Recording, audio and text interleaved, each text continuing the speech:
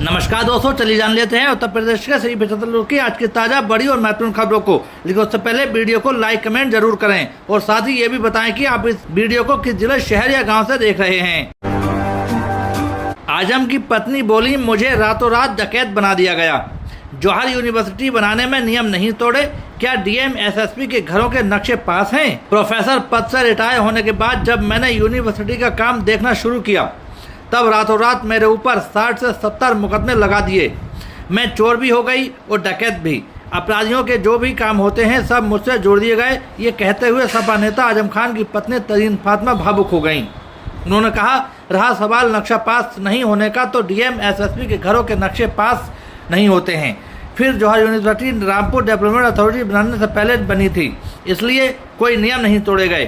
क्या आजम चुनाव लड़ेंगे? इस पर तनीम कहती हैं, मैंने कभी आजम साहब को राजनीति छोड़ने की सलाह नहीं दी। मैं बता दूं कि राजनीति से ज्यादा बड़ी उपलब्धि उनके लिए जौहर यूनिवर्सिटी है।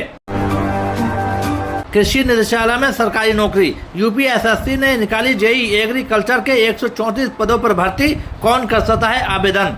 यूपी एसएससी ने जूनियर इंजीनियर एग्रीकल्चर का नोटिफिकेशन जारी कर 134 पदों पर भर्ती निकाली है। पीईटी 2025 वाले अभ्यर्थी 17 सितंबर से 7 अक्टूबर तक आवेदन कर सकेंगे। चयन मुक्त परीक्षा के जरिए होगा और आवेदन शुल्क 25 रुपये है। उत्तर प्रदेश अधीनस्थ सेवा चयन आयोग ने कृषि निदेशालय में कनिष्ठ अभियंता कृषि के पदों पर भर्ती के लिए नोटिफिकेशन जारी कर दिया है। अधिसूचना 14 अगस्त 2026 को जारी की है। इस भर्ती के जरिए कुल 134 पद भरे जाएंगे। आवेदन प्रक्रिया 17 सितंबर 2026 से शुरू होगी। इच्छुक और पात्र अभ्यर्थी 7 अक्टूबर 2026 तक ऑनलाइन आवेदन और शुल्क जमा कर सकेंगे। आवेदन में संशोधन और शुल्क समायोजन की अंतिम तारीख 14 अक्टूबर 2026 है। हरदोई में 2 डिप्टी कलेक्टरों का तबादला। शिवानी सिंह सवायतपुर एसडीएम, अंकित तिवारी शाहबाद न्यायिक मजिस्ट्रेट बने। हरदोई में 14 अगस्त शुक्रवार शाम 7 बजे प्रशासनिक स्तर पर बड़ा फेरबदल किया गया। जिलाधिकारी कार्यालय ने शुक्रवार शाम 2 डिप्टी कलेक्टरों की तैनाती में बदलाव करते हुए उन्हें नई जिम्मेदारियां सौंपी।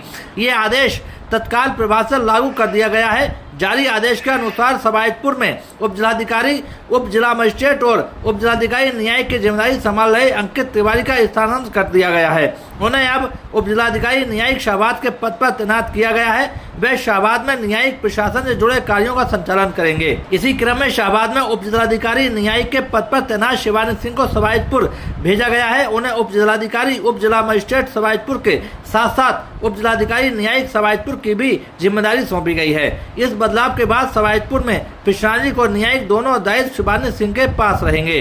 कार्यभार ग्रहण करने के निर्देश दिए। जिलाधिकारी कार्यालय के आदेश में दोनों अधिकारियों को नवीन तैनाती वाले पद पर तत्काल कार्यभार ग्रहण करने के निर्देश दिए गए हैं। आदेश में स्पष्ट किया गया है कि ये व्यवस्था चयनित और प्रशासनिक कार्यों को सुचारू संचालित में की गई है। इस फेरबदल के बाद शाहबाद और सवायतपुर तहसीलों में अधिकारियों की जिम्मेदारियों का नया कार्य विभाजन प्रभावी हो गया है। शाहबाद में अंकित तिवारी न्यायिक मामलों से जुड़े प्रशासनिक कार्य देखेंगे, जबकि सवायतपुर में शिवानी सिंह प्रशासनिक और न्यायिक दोनों दायित्वों का निर्वहन करेंगी। जारी आदेश की प्रतिलिपि पुलिस अधीक्षक, मुख्य विकास अधिकारी, अपर जिलाधिकारी, वित्त राजस्व अपर जिलाधिकारी, न्यायिक, नगर मजिस्ट्रेट, वरिष्ठ कोषाधिकारी, समस्त उप जिलाधिकारी और संबंधित कार्यालयों को भेजी गई है।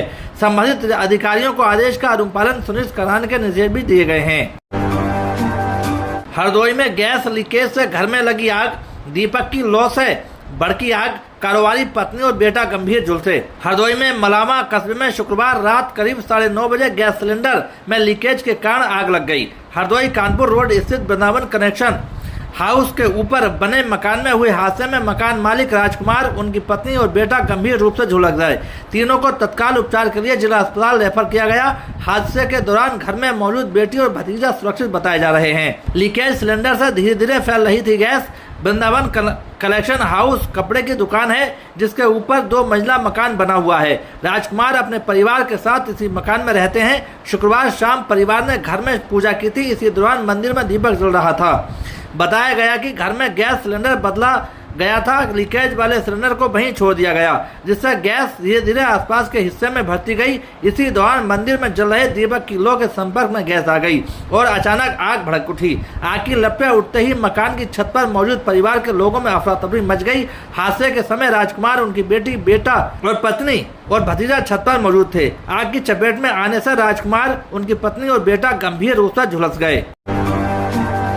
एलपीजी सिलेंडर क्या 15 अगस्त को हुआ सस्ता? चेक करें अपने शहर का लेटेस्ट रेट।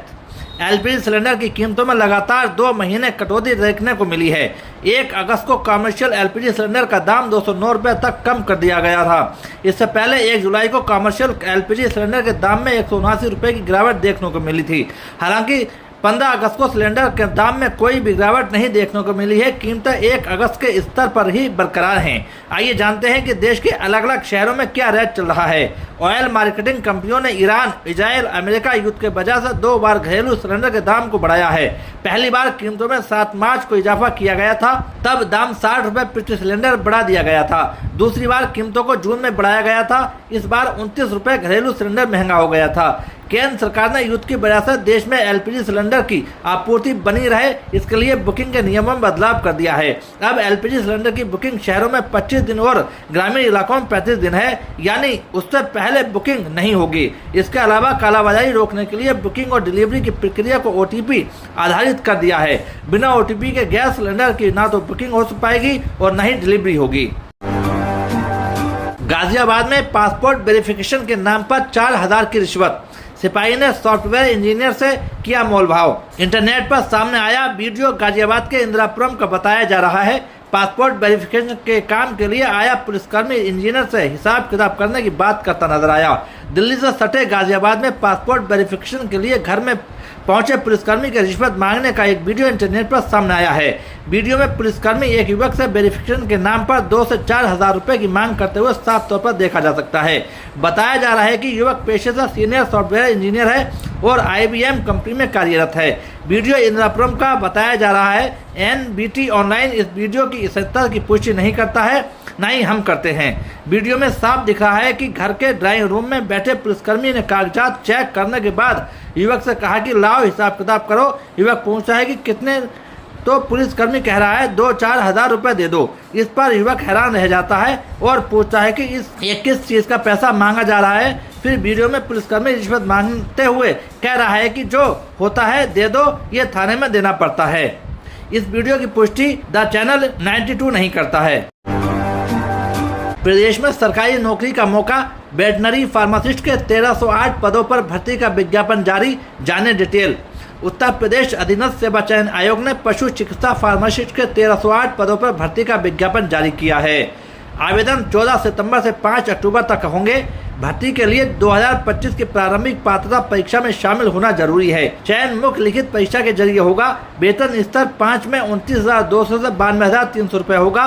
प्रदेश में सरकारी नौकरी की तैयारी कर रहे युवाओं के लिए राहत की खबर है। उत्तर प्रदेश अधीनस्थ सेवा चयन आयोग ने वेटनरी फार्मासिस्ट के 1308 पदों पर भर्ती का विज्ञापन जारी किया है। इन पदों के लिए आवेदन प्रक्रिया 14 सितंबर से शुरू होगी और अभ्यर्थी 5 अक्टूबर तक ऑनलाइन आवेदन कर सकेंगे। आयोग के मुताबिक भर्ती प्रक्रिया के तहत निर्धारित शैक्षिक योग्यता और अन्य पात्रता पूरी करने वाले अभ्यर्थी आवेदन कर सकेंगे। आवेदन की प्रक्रिया ऑनलाइन होगी। अभ्यर्थियों को निर्धारित समय सीमा के भीतर आवेदन पूरा करने के साथ शुल्क और जरूरी दस्तावेज संबंधी प्रक्रिया भी पूरी करनी होगी। चलिए दोस्तों, आज के लिए इतना ही। उत्तर प्रदेश की सभी खबरों को जानने के लिए बने रहिए हमारे चैनल द यूपी न्यूज़ 92 में।